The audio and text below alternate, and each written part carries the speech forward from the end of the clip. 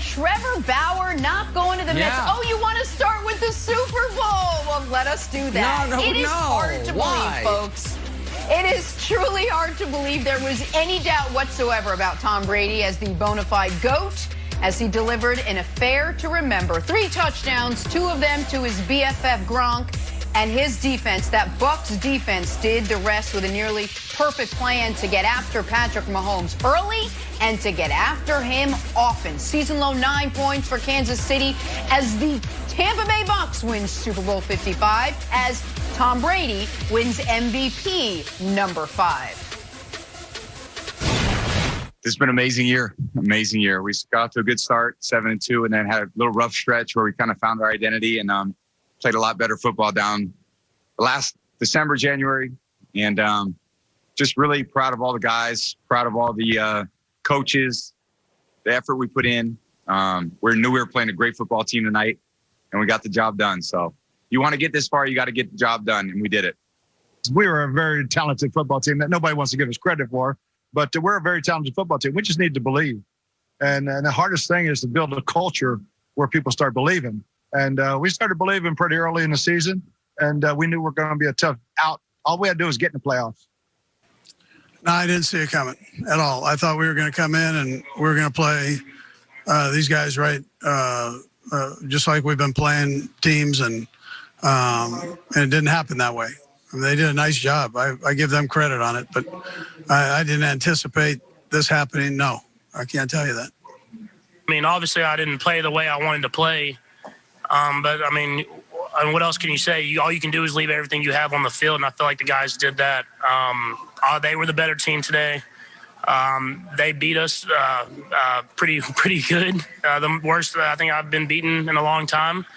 But I'm proud of the guys and how they fought till the very end of the game. All right. So, Nick, obviously there's a lot going on here. Let's start with this. Last night's game, was it more about the Chiefs' loss or the Bucs' win?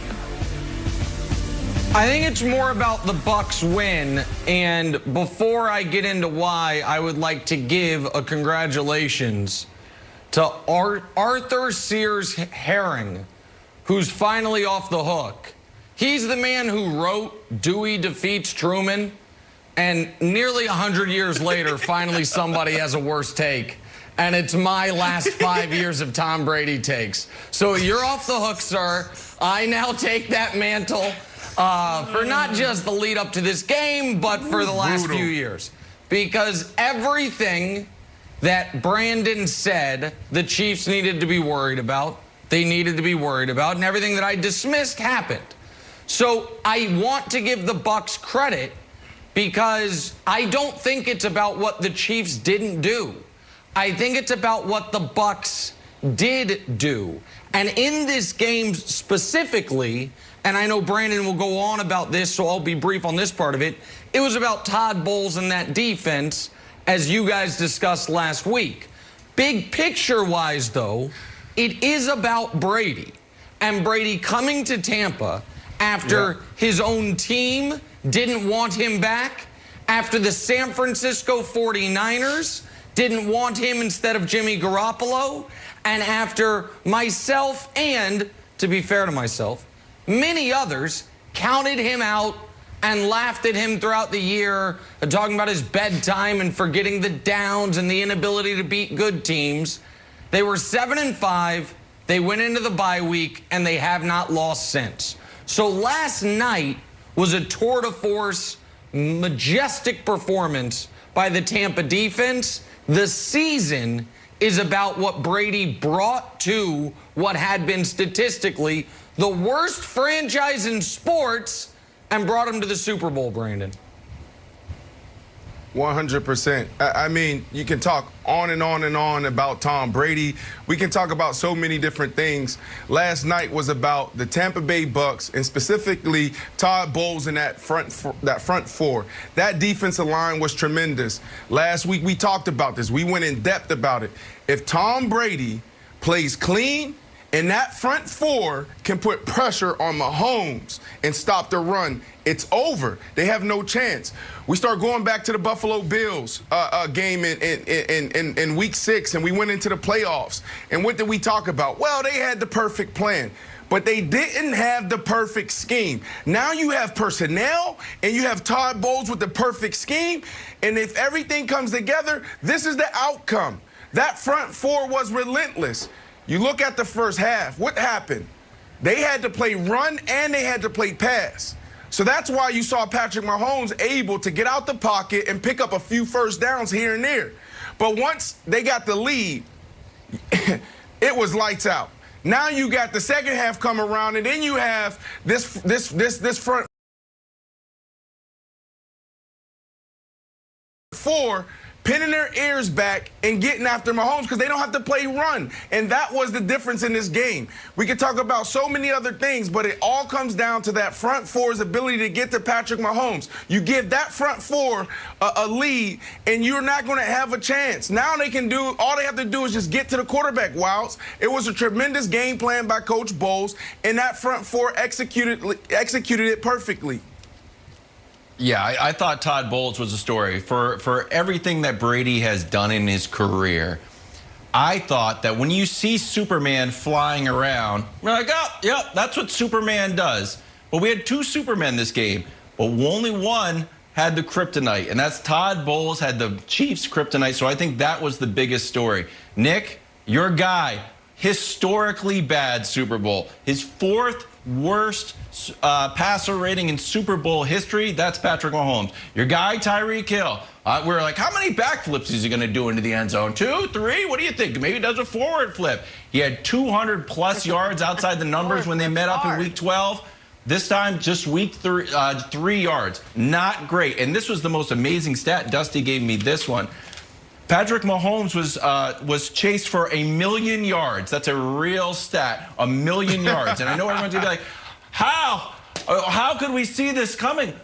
We've seen Todd Bowles do this. Todd Bowles had the Aaron Rodgers kryptonite. Aaron Rodgers was like, yeah, I saw it coming.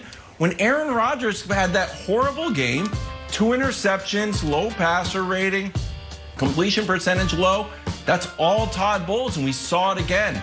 So, Nick, I think the story here is Todd Bowles. I think he deserves a Super Bowl ring. I think he deserves half of Brady's MVP trophy. I think he deserves a job offer today. And I know you're going to say, like, well, there are no job offers. Well, you know what? This is me as GM. Hello, average coach? Yeah, we're going to let you go. Okay, Todd Bowles will go. We'll see you later. I think Todd Bowles is the story of the Super Bowl, Nick. And the stat that you said, 1,000,000 yards, the number is 497. Next Gen Stats had it. Really? That is the number of yards Patrick Mahomes ran on scrambles and sacks. Think about that. Nearly 500 yards either running backwards, side to side, back and forth, just trying to create time. And Brandon, they did it the exact way you said they needed to, which is without blitzing. This was the third most blitz-heavy team in the regular season throughout the year. They were able to play 2 high safety the whole game and consistently get pressure. And I do wonder when Reed said he didn't see this coming. I don't think you picked the Bucs. You saw the blueprint. I don't think anybody saw total and thorough domination like this. I don't think anybody saw the Chiefs scoring 0 touchdowns coming. Though I do think if Andy Reid had to go back, a change he might have made is after the Fisher injury, instead of changing 3 offensive linemen, moving the guard to tackle, 1 tackle over to the left tackle, if he just would have simply switched out Fisher. You know what I mean? Had your 3rd string tackle play left tackle so the rest of your line can stay in place, because they didn't know who they were blocking. I understand the Bucs have an excellent front, but they were getting there. People were whiffing. They were getting there immediately, consistently, and that's why Mahomes was running for his life the whole game. Yeah, I mean, they were that good, and you go back to their matchup in the regular season. Talked about it last week. The first half, Mahomes did whatever they wanted. they could have put up 40 points. Second half was the blueprint, not only to beat them last night in the Super Bowl, but also getting to the Super Bowl. They used that same blueprint, that same game plan from Week 6 matchup against the Kansas City Chiefs, and they used that against Aaron Rodgers. It was the same thing. So they was able to go out there a couple of weeks ago and execute it to a T. They brought that same game plan out because Todd Bowles can be, sometimes he can get emotional and sometimes he can be stubborn.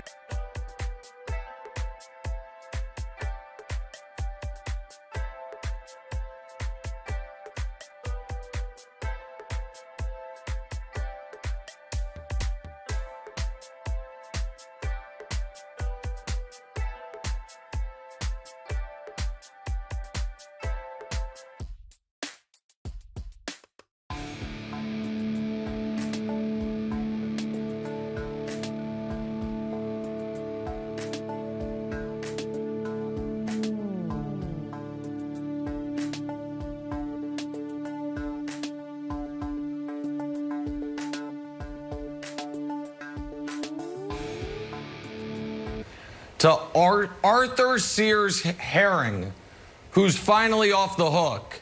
He's the man who wrote Dewey Defeats Truman, and nearly 100 years later, finally somebody has a worse take. And it's my last 5 years of Tom Brady takes. So you're off the hook, sir.